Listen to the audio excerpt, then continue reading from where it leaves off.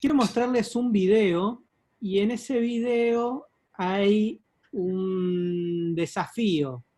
Y me gustaría que todos acá podamos participar en este desafío. Entonces,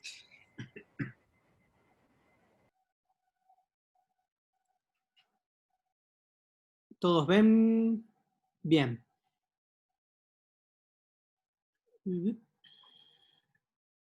Tenemos The monkey acá, business illusion.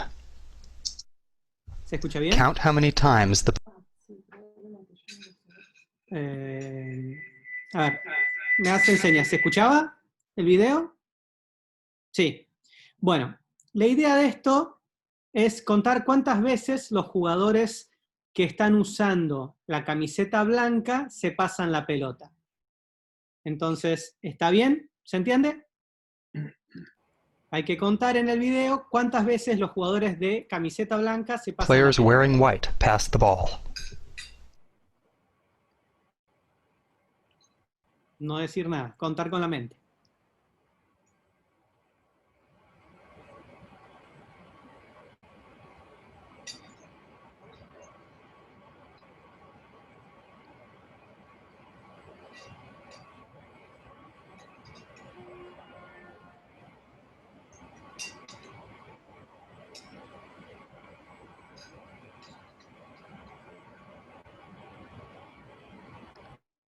Bien.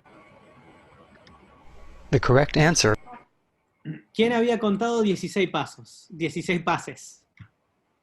Yo conté 14. 14. Pueden abrir sus micrófonos, pueden hablar. La idea es participar acá. Yo me perdí uno, conté 15. No, 15. yo llegué a 10 nada más. A 10. Bien. Es interesante. Ahora, sigamos viendo el video. is 16 passes. La respuesta era 16. Did you spot the gorilla? ¿Vieron al gorila? No. No. For Dice- people who haven't seen Para la gente que no vio o escuchó acerca del video, la mitad suele perderse que hubo un gorila. or heard about a video like this before, about half missed the gorilla. Si sabían acerca de el gorila, probablemente lo vieron. Pero ¿notaron que el color de la cortina cambió? ¿O que un jugador del equipo negro se fue a la mitad? If you knew about the gorilla, you probably saw it. But did you notice the curtain changing color or the player on the black team leaving the game? No, gracias. Let's Vamos a rewind rebobinarlo and y watch it vamos a verlo again. igual. Here comes the gorilla, Ahí and viene el there goes a gorila, player, and the curtain is changing from red to gold. jugador, y las cortinas cambian de color. When you're looking for a gorilla, you often miss other Cuando unexpected buscas el events. gorila, te perdés los otros eventos. Y el hecho es que esto es a lo que se llama la ilusión del gorila. Y es que a veces cuando nos concentramos en una cosa, nos perdemos de otra. Y esto suele pasar mucho en contextos culturales. Y cuando nosotros nos concentramos en lo que podemos ver, lo que habíamos dicho, las costumbres de la gente, hacemos nuestras evaluaciones, sacamos conclusiones, pero nos estamos perdiendo otras cosas que están pasando en ese lugar, pero nosotros es como que somos ciegos, que no podemos verlas. Y esto es lo que pasa cuando no hablamos ni siquiera de misiones, sino cuando uno va a otro país. Con el tiempo uno aprende a darse cuenta los porqués. Lo primero que nota son las costumbres, lo que hace la gente, pero ¿por qué lo hace? Y a veces tiene una razón de hacerlo. Y a veces no, se hacen cosas porque sí, o no lo descubrimos todavía. Pero en estas capas que yo les decía, hay un ejemplo que me parecía interesante, y es acerca de las culturas orientales y occidentales. Bueno, tal vez el caso de Polonia o algunos otros tienen una costumbre parecida, pero por otras razones. Y es acerca de los zapatos. En muchas culturas los zapatos no se usan adentro del hogar, pero en Argentina, por ejemplo, sí se usan. En España creo que también la gente usa sus zapatos, su calzado en la calle y adentro de la casa. Pero bueno, ese es el comportamiento. Vemos que hay culturas que dejan sus zapatos afuera y otras culturas que lo usan adentro. Y eso tal vez va a ciertos valores. Por ejemplo, en las culturas orientales está bien comer en el piso, dormir en el piso o sentarse en el piso.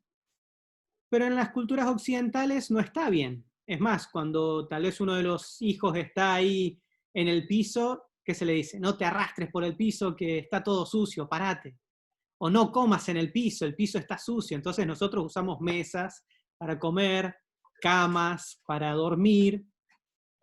Pero en Oriente muchas de esas actividades se realizan en el mismo piso. Y eso va a ciertas creencias. En la cultura occidental, el piso tiene un propósito que es caminar. Pero en la cultura oriental tiene múltiples propósitos, que es comer, dormir, caminar. Entonces, podríamos decir que la manera de ver el mundo, la cosmovisión oriental, es que el piso es limpio. Y para la cosmovisión occidental el piso es sucio. Entonces vemos que una cosmovisión lleva a una creencia que lleva a un comportamiento. O tal vez un ejemplo más extremo, una cultura que cree que los espíritus controlan todos los eventos de la naturaleza. Y eso es la cosmovisión. Ellos creen que el mundo está controlado por los espíritus. Entonces eso los lleva a tener ciertas creencias. Por ejemplo, que los espíritus del bosque pueden aparecerse y por eso es necesario realizar ciertos sacrificios para mantenerlos contentos. Entonces eso lleva a tener ciertos valores para esa cultura. Es beneficioso para el bienestar de la tribu ofrecer una gallina como sacrificio debajo de un gran árbol. Y eso lleva a un comportamiento. Las gallinas blancas son ofrecidas como sacrificio debajo del gran árbol. Entonces nosotros vamos y vemos esta cultura sacrifica gallinas abajo de un árbol. Son unos bárbaros, son todos unos ignorantes, pero bueno, nosotros no sabemos cuáles son sus creencias, qué es lo que los motiva a ellos. Y tal vez ellos viven en un mundo en el que creen que todos los eventos naturales son controlados por los espíritus. Y de esta manera, ellos tienen que tratar de lidiar con esos espíritus para poder seguir viviendo sin problemas. Entonces, como veíamos, hay capas, y hay cosas que nosotros podemos ver, y hay cosas que se nos van a escapar. Decíamos que en cada una de las clases íbamos a hacer un momento cultural, y en el día de hoy yo quiero contarles de una costumbre que hay en un país que está, bueno, cerca de Polonia, más al norte, que es Suecia. Y en Suecia, si uno se encuentra con cualquier persona, lo primero que va a hacer, si es tal vez un amigo o una vez es un conocido, pero más si es un amigo, el primer momento que uno va a compartir con esta persona va a ser el tiempo de fika, que le llaman ellos. No sé si alguna vez habían escuchado hablar del fika sueco. Fika es un momento en el que se toma un café. Eso podría ser tal vez lo externo. Entonces por eso hoy yo me preparé un café. Así que vamos a compartir un momento de fika. ¿Qué es fika? No es solamente tomar café juntos, sino que es toda una tradición, es un momento que se comparte. Y por eso ellos no traducen la palabra fika. No hay traducción a otros idiomas, se utiliza esta misma palabra. Tal vez es de las primeras palabras que uno aprende en el idioma sueco. A decir hola, a decir gracias y a decir fika. Y es un tiempo en el que se comparte un tiempo con el otro sin hacer nada. Uno deja todo lo que uno está haciendo y se sienta y habla con la otra persona. Por lo menos 15 minutos. Y está y le pregunta a la otra persona cómo está, la escucha verdaderamente, se interesa por la otra persona. tal vez puede ser que uno continúe después con sus actividades. Tenemos un amigo que es de Suecia, que él contaba que tuvo un choque cuando él vino a Polonia, porque en Polonia este tiempo de fika y la amistad se entienden distinto. Tal vez en Argentina un poco más parecido a Polonia. Por ejemplo, en Argentina, si uno no conoce a alguien y viene por primera vez a su casa, uno va a tratar de ser muy formal. Y tal vez puede ser que prepare algo y que espere a la persona. Cuando viene la persona, uno se sienta con él, se habla, se le sirve algo, se lo atiende, porque es la visita.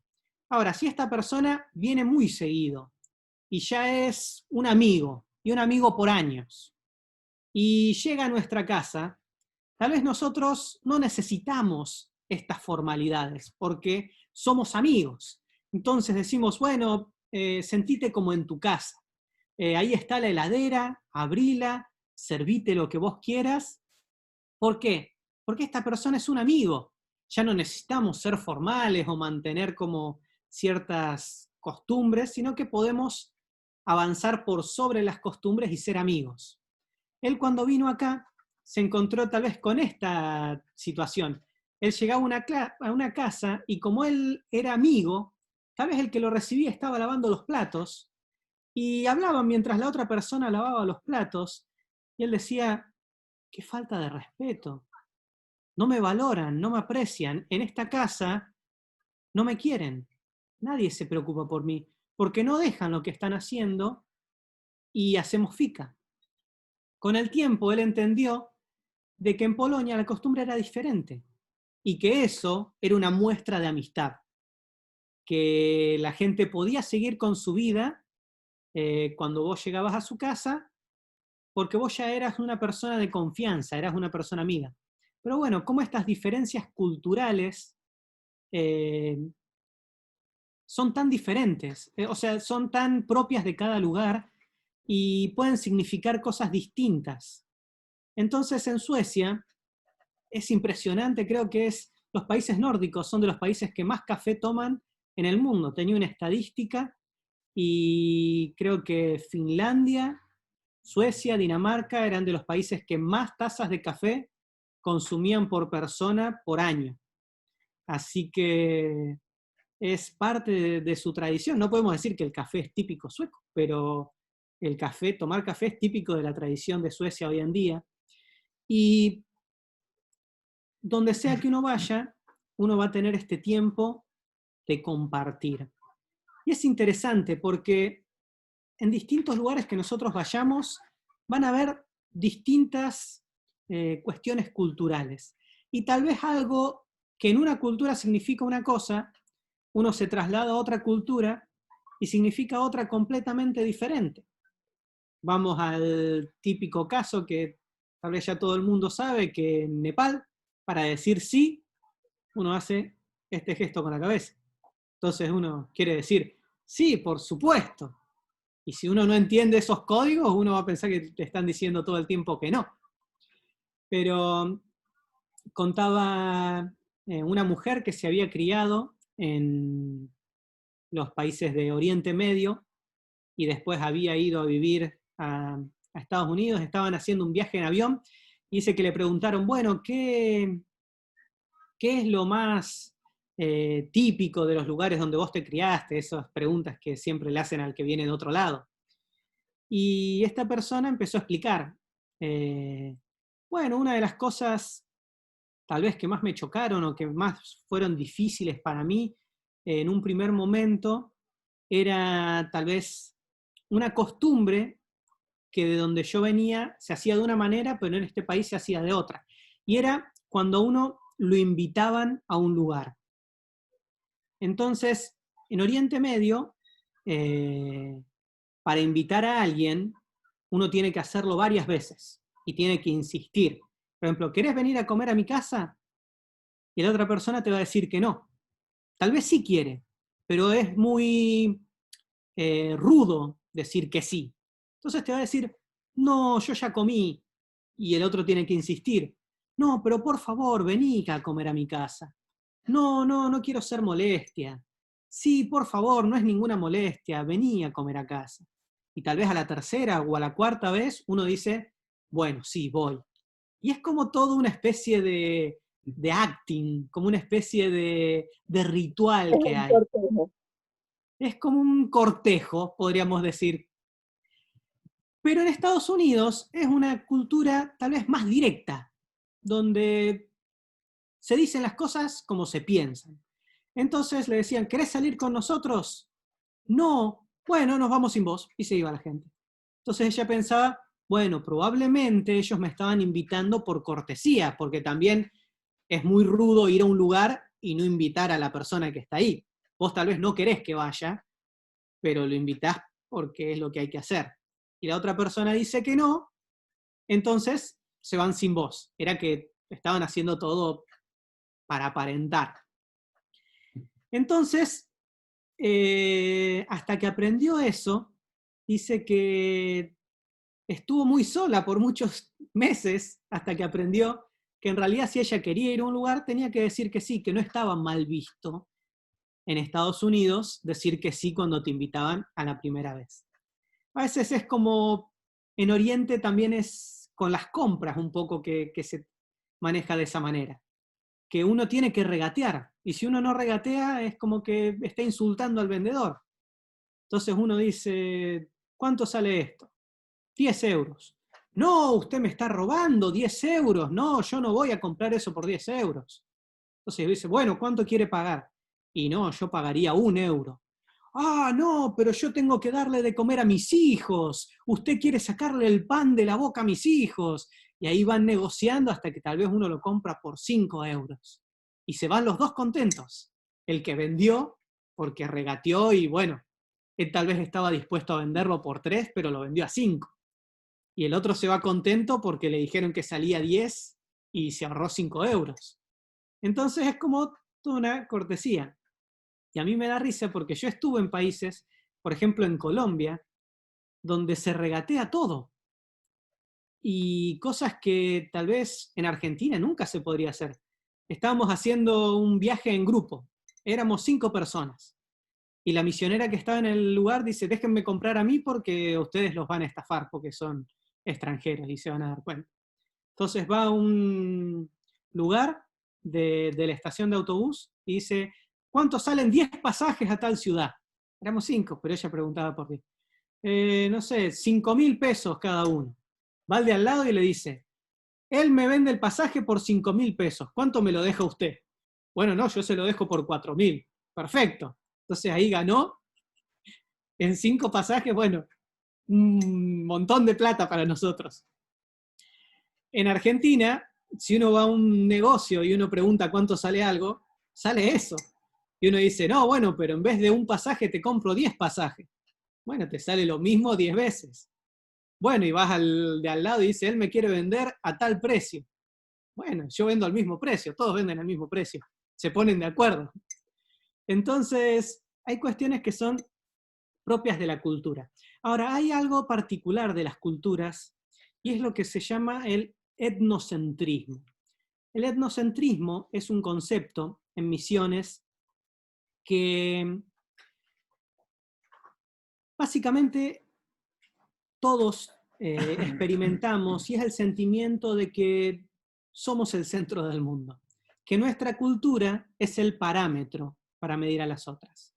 Es interesante que la capital del Imperio Inca, ¿quién sabe cuál era? ¿Qué ciudad? No, ese es de los aztecas. Del Inca. Machu Picchu. Machu Picchu. En No, Perú. del Imperio Inca creo que es Cusco. No, no es Perú. En Perú, Cusco, Perú. Ah, bueno, yo me fui para Ecuador. El me país dije, estaba bien. Bueno, Sí, ¿saben lo que sí, significa Cusco? Suelo, creo que era suelo. La traducción que yo leí era que significaba ombligo. Ah, ¿Por qué? Porque ellos creían que Cusco era el centro del universo. Qué casualidad, era la capital de su imperio. Ahora, por ejemplo, la isla de Pascua, en el idioma autóctono, en el Rapa Nui, también significa ombligo. Y es que todas las culturas un poco se creen el ombligo del mundo. Y cuando uno va a otro lugar, uno compara con lo que uno conoce. El problema es cuando uno dice, lo que yo conozco es lo que está bien. Y todos los otros que hacen algo distinto están haciendo algo mal. Entonces, ahí es cuando el etnocentrismo se vuelve un problema, porque las cosas se hacen como se hacen en mi país. Y voy a otro país y me vivo quejando. Esta gente de Polonia hace todo mal, porque en mi país, y esos, tal vez todos conocemos extranjeros que han venido a nuestro país y vivían hablando de su país. Tal vez en Argentina pasaba mucho con los inmigrantes, los italianos, los españoles, porque en Italia todo era perfecto, porque en España todo era glorioso. Y después la gente que está en el lugar en un momento empieza a decir, bueno, si todo era tan fantástico en tu país, volvete a tu país. Si nosotros hacemos todo mal siempre, ¿para qué estás acá? Ahora, ¿cuán perjudicial puede ser para un misionero tener esta actitud? Porque cuando uno va a otro lugar y dice, no, porque acá la iglesia está haciendo todo mal, porque en mi país la iglesia hace las cosas de esta manera. Ustedes deberían hacer las cosas como se hacen en mi país. Y eso es constante y constante y constante. Yo estoy primero, tal vez exagerando mi propio país, uno volviéndose un poco ciego de los errores, y también predicando cosas que no son el Evangelio. Nosotros no somos llamados a predicar las cosas como son en nuestro país. Un error que se cometió en la historia de las misiones por mucho tiempo fue este. Las misiones inglesas del siglo XVIII, del siglo XIX, eran especie de enclaves culturales. ¿Qué significaba? Si uno estaba en la India y uno quería conocer acerca de Jesús, tenía que aprender inglés, leer la Biblia en inglés, vestirse como un inglés, comportarse como un inglés, y ahí uno podía recibir el mensaje. Uno tenía que renunciar a su cultura y convertirse a la del otro, a la del misionero. Entonces por eso había tanta hostilidad a veces al mensaje, porque no era el mensaje, sino que también era la forma cristiana de vestirse y la forma cristiana de comer, que es con tenedor y con cuchillo, como nos enseña la Biblia, y la forma cristiana de cantar, que son las canciones de mi país, y la forma cristiana, los instrumentos cristianos, y en realidad eso no está en la Biblia. Esas son formas culturales. Y cuando uno trata de imponer eso al momento de predicar el Evangelio, primero que uno no está predicando a Cristo, y segundo que uno está poniendo barreras al mensaje del Evangelio. Y algo más que quiero decir acerca de la cultura es de un proceso, porque todos somos etnocentristas, todos conocemos nuestra cultura. Es el lugar donde nosotros sabemos desenvolvernos, donde nosotros sabemos cómo se hacen las cosas, qué hacer y qué esperar de los demás. Cuando yo voy a otra cultura, y mientras más distante la cultura, más puede enfatizarse este proceso, y es lo que se llama el choque cultural. Cuando uno va a otra cultura, por lo general, los primeros meses son los mejores, porque uno ve todo maravilloso. Es como cuando uno se va de vacaciones, y uno se va 2 semanas a la playa, y ahí dice, vendo todo, me vengo a vivir a la playa, y me quedo acá, porque acá todo es fantástico. Y la gente es tan linda, y el acento de la gente es tan romántico, y todos sonríen, y todos son tan amables, y es como que es el mejor momento. Ahora, pasados unos meses, uno llega al momento de lo que se llama el choque cultural. ¿Qué es el choque cultural? Es cuando uno empieza a tener una sensación de estar fuera de lugar. ¿Por qué? Por todo esto que decíamos, porque las cosas que yo sé hacer no me sirven en el lugar donde estoy. Porque yo sé cómo ir al médico, pero tal vez acá en este país no funciona de esa manera. Yo sé ir al supermercado y sé cómo hacer las compras. Bueno, pero acá funciona de otra manera. Yo sé sacar un plan para los servicios y un contrato. Pero resulta que en el país donde yo fui funciona de otra manera y perdí plata y me estafaron. Y uno empieza a vivir estas experiencias donde las cosas que yo sé no funcionan, y decía que mientras más distante es la cultura, más uno lo empieza a notar. Si la diferencia es idiomática, por ejemplo, y la gente empieza a pensar que uno es medio tonto, porque le hicieron una pregunta y uno no entendió. Te preguntaron, no sé, ¿cuántos años tenés? Y vos contestaste la dirección de tu casa, porque entendiste mal, y toda la gente se ríe y dice, este es medio tonto. Y no es que uno es tonto, es que uno no habla el idioma todavía. Entonces uno empieza a sentirse fuera de lugar, y esto puede ser muy peligroso, porque eso llevado al extremo puede llegar a sentimientos de tal vez depresión, fatiga, de irritabilidad, de enojo, y ya todas estas cosas lindas, y la gente vive sonriendo. ¿Qué les contaron un chiste que están todos sonriendo? ¿Por qué todos están sonriendo? Y acá son todos tan amables, pero en realidad bien que te estafan cuando pueden. Y acá todas las cosas son lindas, pero la verdad que no son tan lindas, y ahí uno ya se empieza a enojar, y uno puede llegar hasta odiar el lugar donde está, y detestarlo completamente, y no veo la hora de irme de acá, porque bueno, es un proceso y es normal. Es más, es lo esperable cuando uno se sale de su contexto y entra en un contexto diferente. Después viene un tiempo de negociación, se le llama, o de aceptación, donde uno empieza a aprender de la otra cultura y empieza a crear nuevos puentes, a aprender nuevas maneras de hacer las cosas, y tal vez a utilizar las palabras correctas para expresarse, a veces aunque sea el mismo idioma, uno sabe, bueno, si yo digo esta palabra, no me van a entender y se van a reír de mí. Y entonces voy a decir esta otra palabra. Y uno, bueno, ahí va aprendiendo a hablar, a comportarse, a predicar, y ahí tal vez llega a un lugar de equilibrio nuevamente, donde uno ya no es de la propia cultura, no es de la cultura donde está, sino que es de una tercera, es su propio equilibrio. Y esto es algo que experimentan todos, pero si nosotros no estamos conscientes de esto, podemos sufrir, y podemos sufrir bastante, porque todos los misioneros que van a otra cultura, y en realidad todas las personas que van de un país a otro, van a experimentar algo parecido.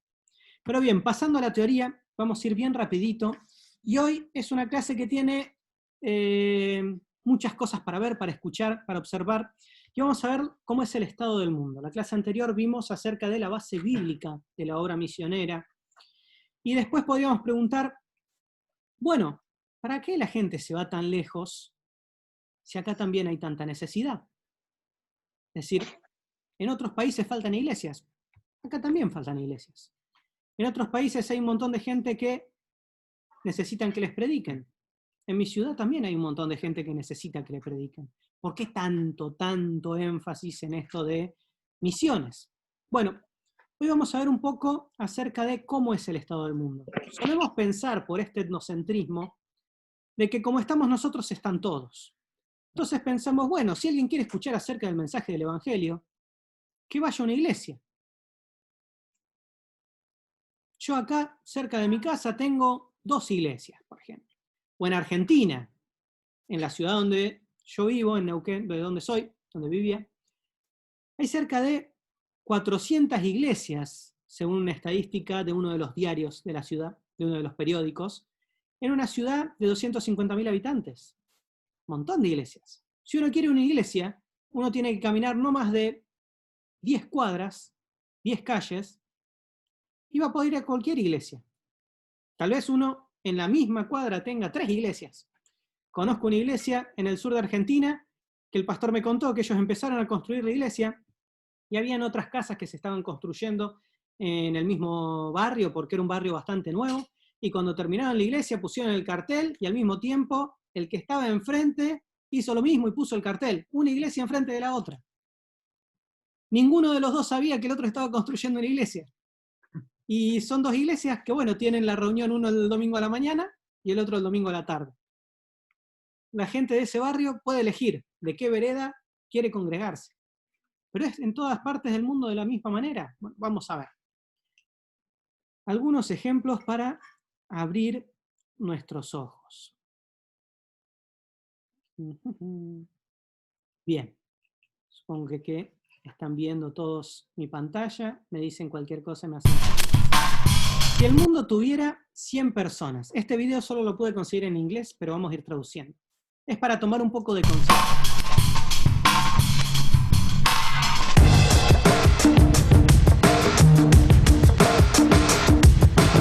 Si en el mundo hubieran solo 100 personas, si redujéramos toda la población del mundo a 50 personas, pero manteniendo las proporciones actuales, la mitad serían varones y la mitad mujeres.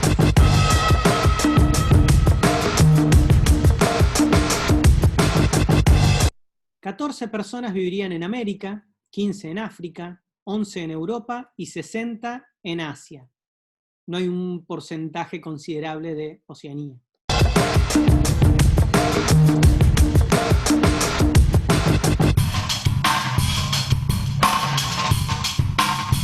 Por grupos etarios,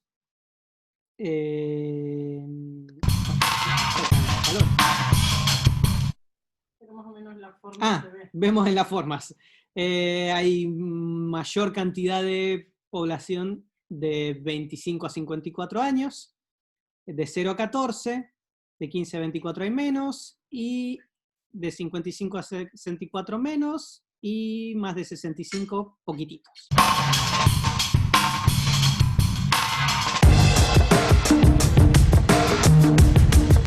Bien, 31 serían cristianos, 23 musulmanes, 15 hindúes, 7 budistas, 16 no afiliados.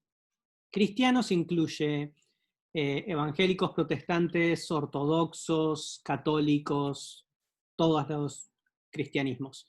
Creo que también incluye testigos de Jehová, mormones y algunas otras sectas. Así que, después tendríamos que partir ese número para saber bien. Pero,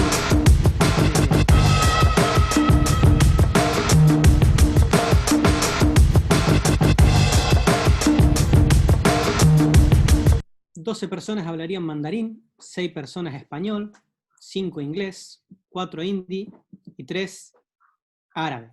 Las otras tal vez hablarían cada una un idioma distinto. Para esas personas sería difícil comunicarse. Pero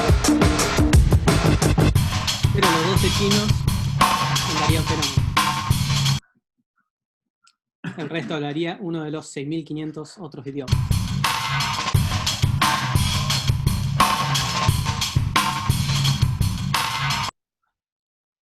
$86 personas sabrían leer y escribir. 14 no. 15 personas ganarían menos de $2 por día. 56 entre 2 y $10 por día. 13 entre 10 y 20. 9 entre 20 y $50 por día. 6 personas ganarían entre 50 y 90. Una persona ganaría $90 por día. Una persona controlaría la mitad de la plata del dinero de toda la gente.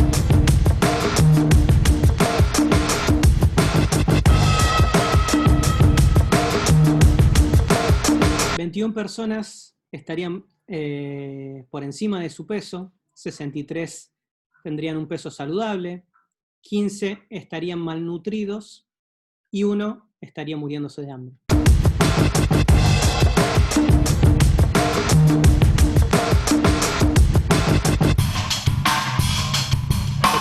Tendrían agua limpia, 13 no tendrían agua limpia. 27 tendrían una casa, 23 no tendrían donde vivir. 44 tendrían 75 tendrían un teléfono móvil, 25 no tendrían un teléfono.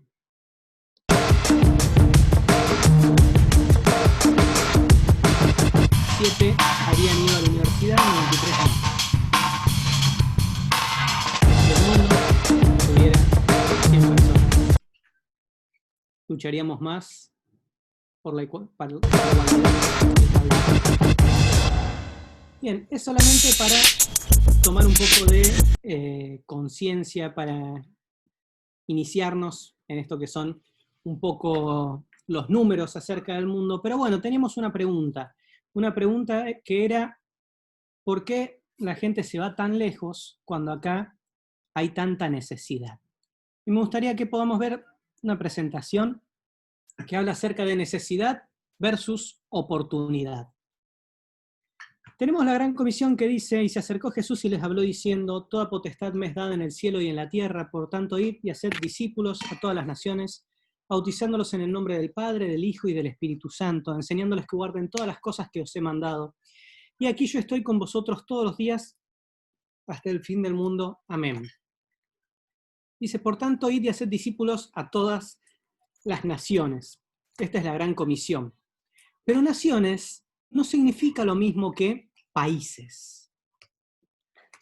Naciones, en el idioma griego, en el idioma que fue escrita la Biblia, cuando en este versículo se dice naciones, se usa la palabra etnos. Tal vez una idea más cercana a lo que es etnos es lo que veíamos en Apocalipsis 5:9, cuando está toda esta gente delante del trono, y dice que hay gente de todo linaje, toda lengua, todo pueblo y toda nación. Cuando se habla de etnias, se habla de grupos culturales, de pueblos. Por ejemplo, Argentina es un país, pero dentro de Argentina hay distintas naciones, como los pueblos originarios. Sí, los guaraníes, los mapuches.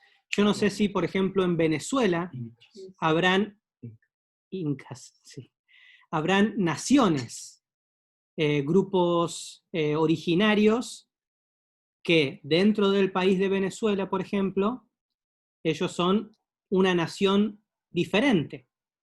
Entonces son grupos étnicos. Por esto es que entendemos que Dios nos llamó a cada grupo étnico del mundo cuando da la gran comisión.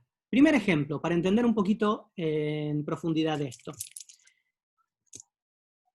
Acá tenemos un mapa de lo que son los países de África. Y ahí tenemos cerca de 50 y algo de países. El mundo, si nos distribuimos en los 5 continentes, los países son 54 en África, 50 en Europa, 48 en Asia, 35 en América, 14, ahí hay un error de tipeo, en Oceanía.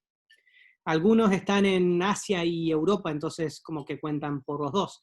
Pero estos serían todos los países que hay en el mundo.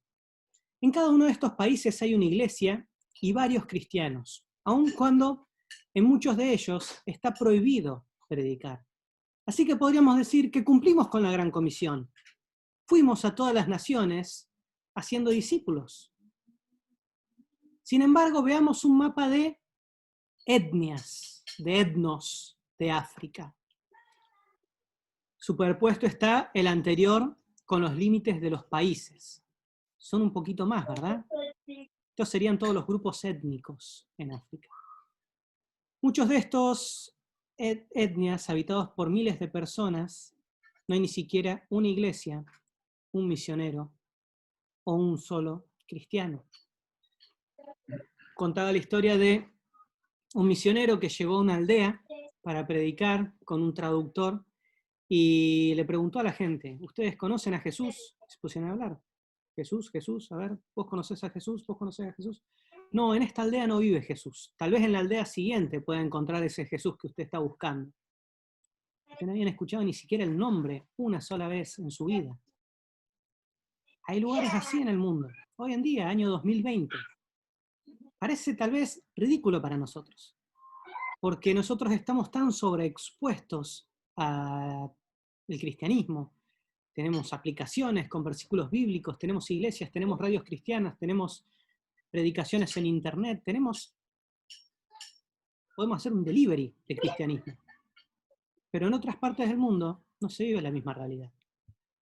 En el mundo hay cerca de 16.300 grupos étnicos, de los cuales 8.000 son denominados no alcanzados. se dice que un país, que una nación se considera no alcanzada cuando no puede crecer o mantener su cristianismo por sus propios medios. Cuando necesita de tal vez alguien de afuera que plante una iglesia, que predique el evangelio, hasta que se establezca una iglesia local, que es el objetivo final de cualquier misión pionera en un país, establecer una iglesia que no dependa del misionero. Entonces, hasta que no hay, aunque sea una iglesia capaz de mantenerse por sus propios medios, se considera que esa nación está no alcanzada, porque se va el misionero y tal vez sigue en la misma realidad que estaba antes. Por eso es importante entender la diferencia entre necesidad y oportunidad. Veamos otro ejemplo. Hagamos una comparación entre un país de Europa y un país de África, entre Letonia y Mauritania. Entonces ahí tenemos dos países. Población, en Letonia, menos de 2 millones de habitantes. Mauritania, los datos son difíciles de saber si son ciertos o no, pero más de 4 millones de habitantes. ¿Cuántas iglesias hay hoy? En Letonia, cerca de 491 de todas las, podríamos decir, denominaciones, porque la iglesia luterana era oficial en su tiempo ahí. Mauritania, no hay ninguna. Radios cristianas. En Letonia hay cerca de 3 radios cristianas. Mauritania, ninguna. Creyentes. Para el año 1955 se creía que había alrededor de 700.000. No se sabía de la existencia de algún cristiano en el 95 en Mauritania. Para el 97 fue creciendo un poco en Letonia y se empezaron a tener noticias de que cerca de 4 cristianos o personas de Mauritania habían conocido a Cristo. Es un país donde está prohibido predicar y también si uno dice que es cristiano abiertamente es perseguido. Así que es muy difícil también saberlo.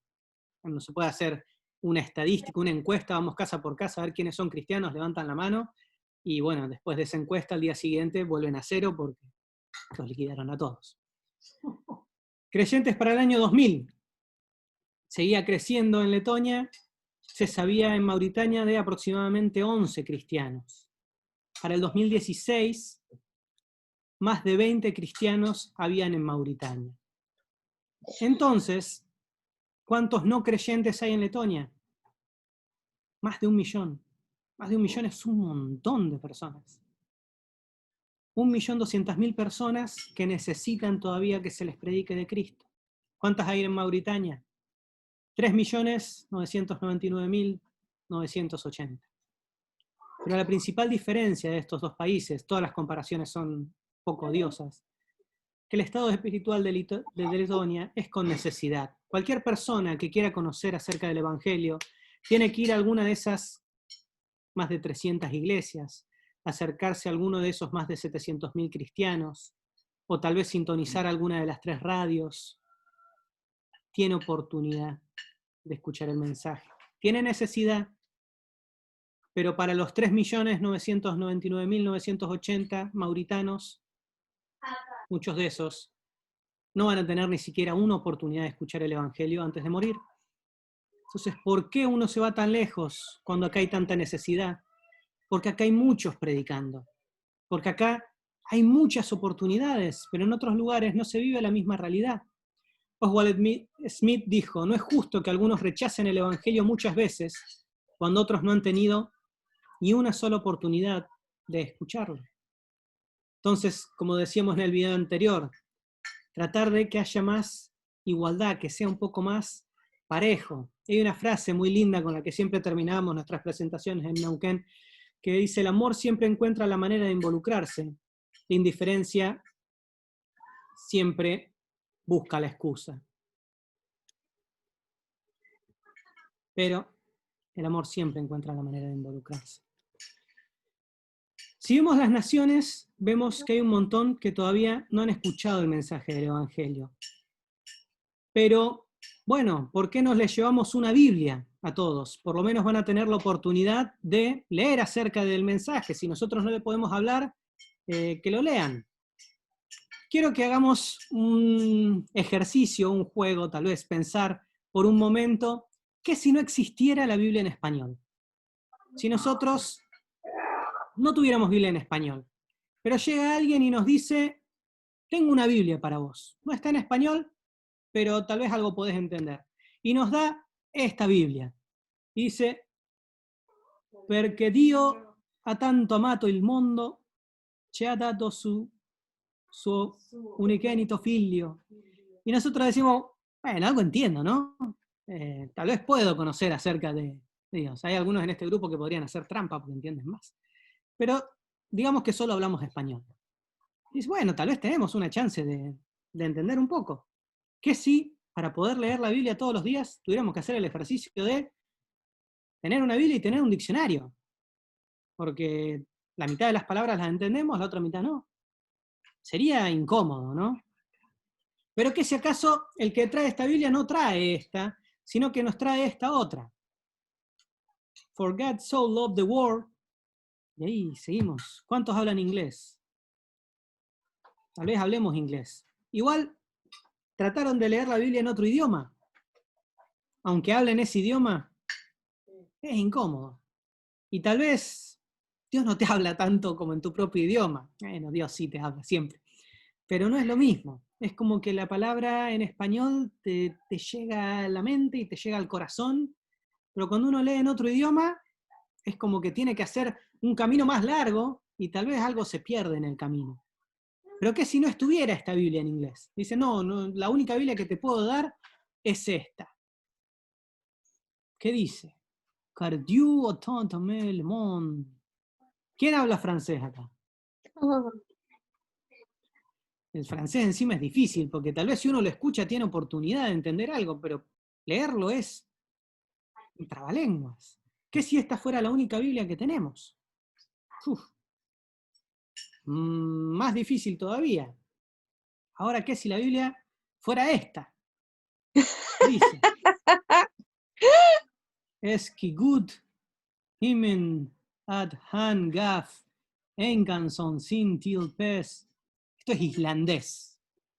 Este idioma se habla en Islandia. Tan fácil que es decir Juan. Sí, claro, bueno, ahí Juan 3:16, facilito. Yo nacer Guldis confiado. Para decir Juan, viste, ¿Qué si la única oportunidad que tuviéramos de leer la Biblia fuera con esta? Toma ya. ¿Qué Ese es idioma más es fácil. ¿El griego? Griego. Hay muchos que estudian griego. Y de esa manera ellos pueden leer la Biblia sin problemas, pero ¿qué si la única Biblia que tuviéramos fuera esta? Hipotac, vos Biblia. Ljubil, Hipotac, Bogmir, Voslovil, Bogmir, Sto Oddal Sinas Foyevo. Sinasvoyego. Pero ya ni siquiera es el mismo alfabeto. Ya hay que aprender un alfabeto y un idioma. ¿Y qué si la única Biblia que nos dan fuera esta? No. Estamos perdidos. Hindi es. La Biblia en hindi. Yo directamente digo, mira, muy lindo tu Dios, muy lindo todo esto que me compartís, pero No, yo lo entiendo. no es Está para mí. clarita. Yo no puedo aceptar la palabra de un Dios que habla con dibujitos. Bueno, para una persona que habla hindi y se le da una Biblia en español, es lo mismo. En realidad, esto experimentó Cameron Townsend, un misionero, que él fue enviado a Guatemala a vender Biblias. Y él estaba vendiendo Biblias y en un momento se encuentra con una mujer y le dice, bueno, ¿usted para qué está aquí? Bueno, yo vendo Biblias. Y la mujer se llenó de alegría y dice, ¿y tiene una Biblia para mí? Sí, le da la Biblia, abre la Biblia, y estaba en español. Y ella no hablaba español, porque hablaba el idioma de su propia cultura. Y dice, si tu Dios es tan grande, ¿por qué no habla mi idioma? Y él no supo qué contestar.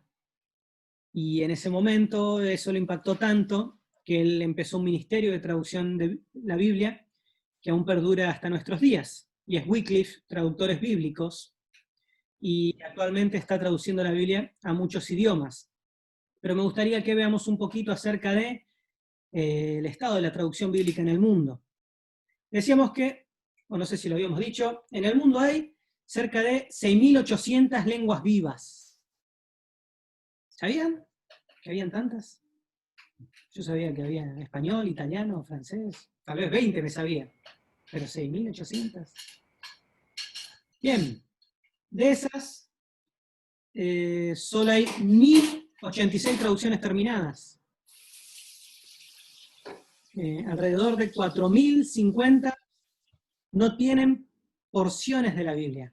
4.000 Matías, hay idiomas. rebote con la... Dice que hay rebote. ¿Qué? Que hay como un rebote. Sí, porque vos tenés el micrófono. abierto. Ah, ok, perdón. ¿Ahora se escucha mejor? ¿Sí? Dígame, bueno, está bien. Alrededor de 4.050 lenguas no tienen ni porciones de la Biblia. Significa que 450 millones de personas, hoy año, bueno, al 2005, tal vez esto bajó, seamos muy positivos y digamos 400 millones de personas, no tienen la Biblia en su propia lengua. Son muchos, ¿verdad? Y hay, muevo esto un poquito, que dice 1510 traducciones que al día de hoy están en marcha. Y acá tenemos un gráfico de la traducción bíblica, pero yo quiero que vayamos más rápido y que podamos ver dos videos. Primero, ¿qué conlleva una traducción de la Biblia? Dígame si se escucha bien.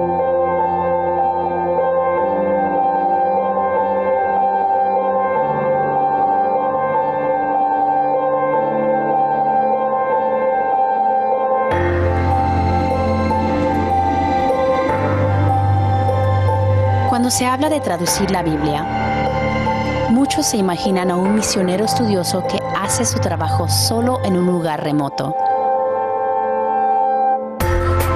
Quizá piensas que esa clase de ministerio no es para ti.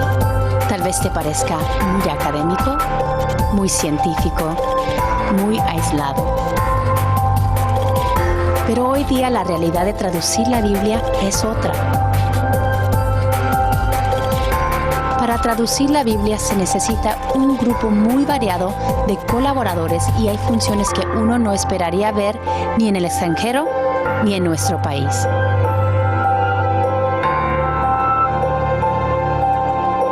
Hay maestros, alfabetizadores, especialistas en computación, administradores, músicos, artistas y antropólogos. Todos aportan sus talentos.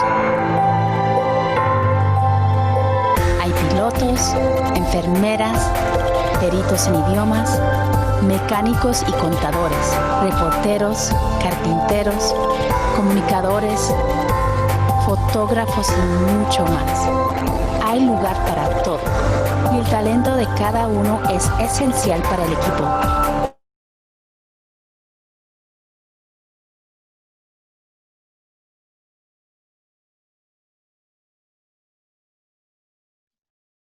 Matías se quedó congelado.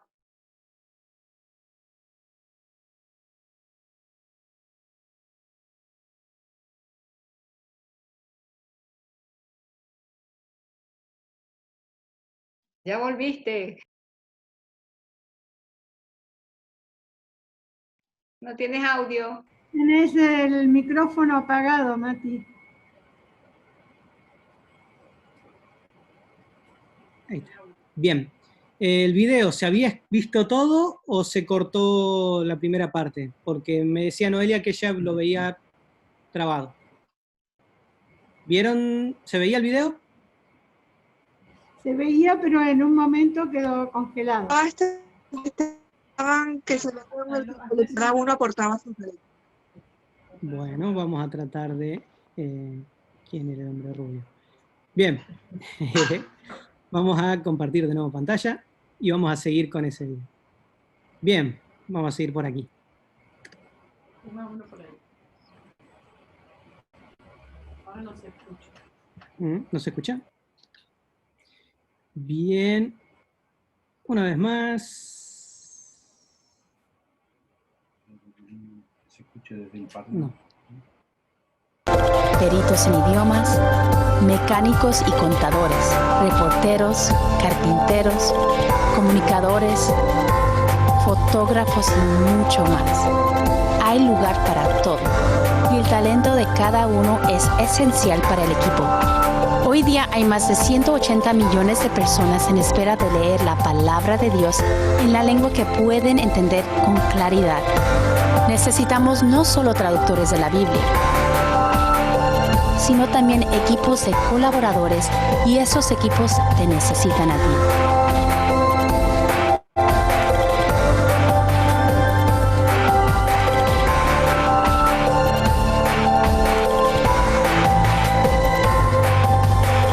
¿En qué consiste traducir la Biblia? Consiste en trabajar juntos para llevar a los pueblos la buena nueva de que Dios los ama. No tienes que ser un experto en idiomas. Solo tienes que estar dispuesto a que Dios te use tal como te creó. Hay un lugar para ti en la traducción de la Biblia. Busquémoslo juntos. Bien, y así como decía el video que hay un lugar para cada uno en la traducción bíblica, yo podría ampliar, hay un lugar para cada uno en la obra misionera. Y hay un video más que yo quiero que podamos ver juntos para entender un poco más. La idea de esta clase era que podamos ver cuál era el estado del mundo. Que tal vez no en todas partes uno tiene las mismas oportunidades para escuchar acerca del mensaje del Evangelio como tenemos acá, y que no en todas partes es igual el acceso que tiene la gente al Evangelio, y ni siquiera el acceso que tiene la gente a la palabra de Dios. Y hacíamos un ejercicio de cómo sería si nosotros no tuviéramos la Biblia en nuestro idioma, cómo serían nuestras reuniones en la iglesia, cómo sería nuestro devocional a la mañana. Y es difícil pensarlo, porque por lo menos en español, hace cientos de años que tenemos la Biblia. Es difícil pensar cómo sería nuestra vida sin la palabra de Dios. Y me gustaría que podamos ver este video, que es un poquito más extenso que los otros, pero por hoy tal vez terminamos con este, pero es lo que experimentó una tribu cuando recibieron por primera vez la palabra de Dios traducida, no toda el Nuevo Testamento, pero el impacto que tuvo en este lugar. Sintani to Corp. Traffic advisory Mike Alpha Delta from Sintani to Corp. Now crossing the ridge just above Sela, maintaining 1-2000. There'll be a big party when we land. They'll be dancing and singing, and it'll be pretty amazing.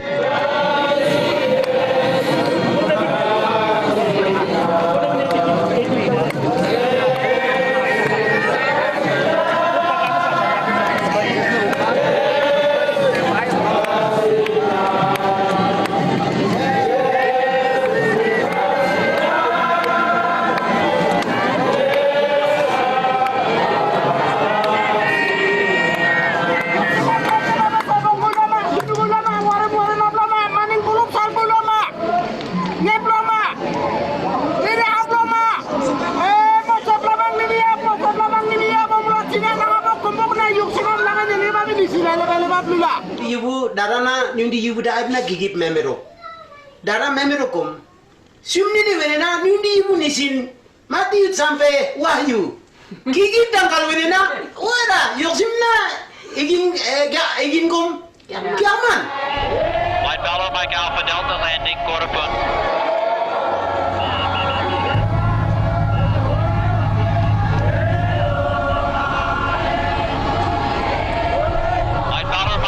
Delta on the ground.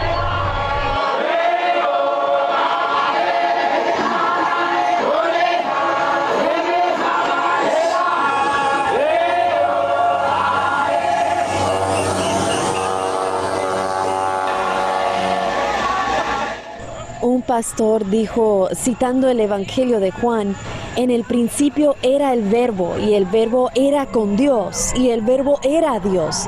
Y Cristo es ese Verbo, y Él viene, y hay que estar allí para encontrarnos con Él. Realmente me impresionó. Pensé, Señor, sin duda sabemos que tú estás obrando aquí.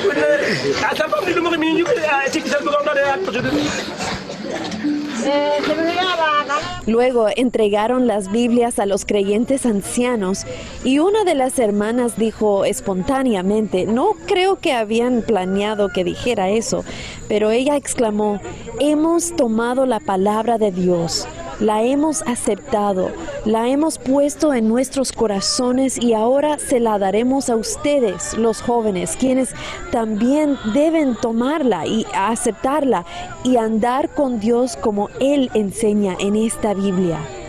Y así la entregaron a los creyentes jóvenes. Y el llanto y el clamor que hubo fue algo totalmente inesperado para mí, porque yo sabía que se alegrarían, pero ver toda su emoción fue tan abrumador para mí. Pensé, no tenemos idea. Tenemos la Biblia desde hace tanto tiempo que no la valoramos. Tenemos recursos y traducciones, tenemos todas estas cosas, pero no la apreciamos.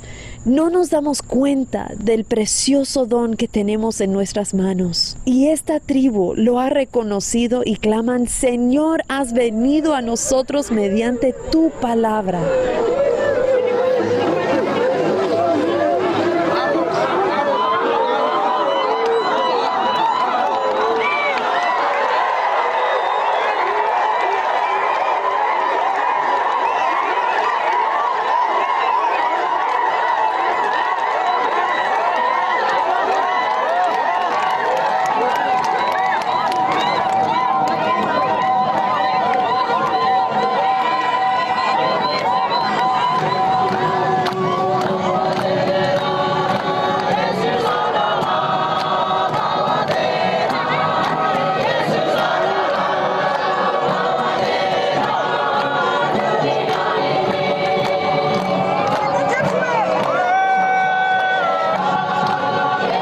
Ni wenena nana emiyong kiblam nuna boka na yo kombo neri masyarakat emiyong mapon ni sinap ni sinemiyong se ngingulam opti na ngingulam niyo neri igil na kiki plawa piu pertanyaan lama para sengena dan ngingulam nung ne kana kiki pesarop pesingding kayo.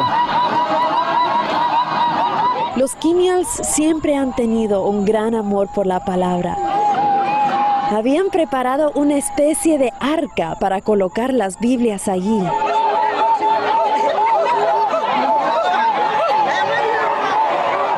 Ellos conocen la Biblia, pueden citarla, son muy buenos memorizándola. Una hermana ha memorizado libros enteros y cuando habla con alguien dice, por ejemplo, como dice en Efesios, y recita 3, 4 y hasta 5 versículos. Realmente aman la palabra de Dios y ahora verlos con ella.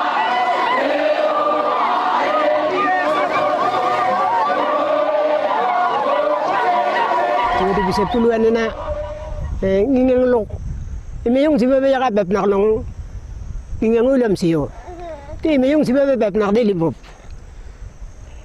kamin na ana sungono ulam kumbok sumne na imeyong di mi yesu kada sut bisi kubuka imeyong di yune na membib siang panu na di menak del bisiang sumne ne simbib no ti ngingang ulam ne yo.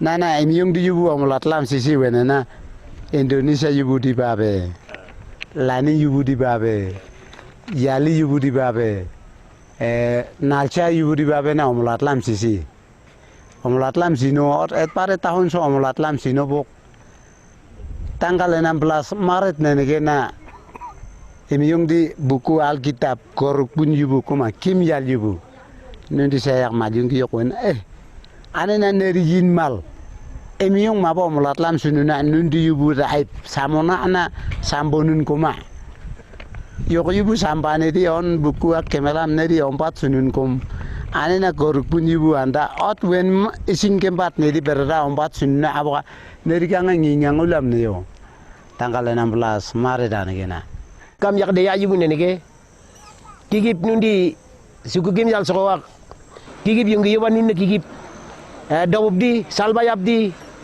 gigip nundi nang loma gigip debab abo kan nundi kangan yang loko lamsil pep nak delim na sumne ni emi yung nana yung apa kiplam na ano se di man de ayu ne ni lak dep ne yase di man de yan ne na wene ya ko dep la di man de yan na de ya la ko buka sampai pokoprak na orum dula.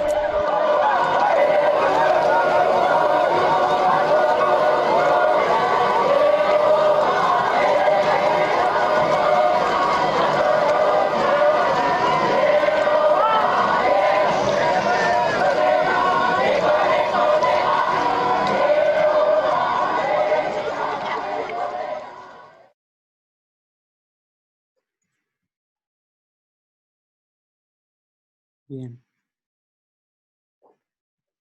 Siempre que veo este video, algunas cosas vienen a mi mente. Y una es, no sé, poco que a veces valoramos cosas que tenemos y quedamos por sentado. Siempre la tuvimos y nunca pensamos que podríamos no tenerla. Y yo creo que aplica la palabra como aplica una iglesia, como aplica la amistad con otros cristianos, como aplica una persona que nos predicó el evangelio. Siempre estuvo ahí, lo damos por sentado, es lo normal.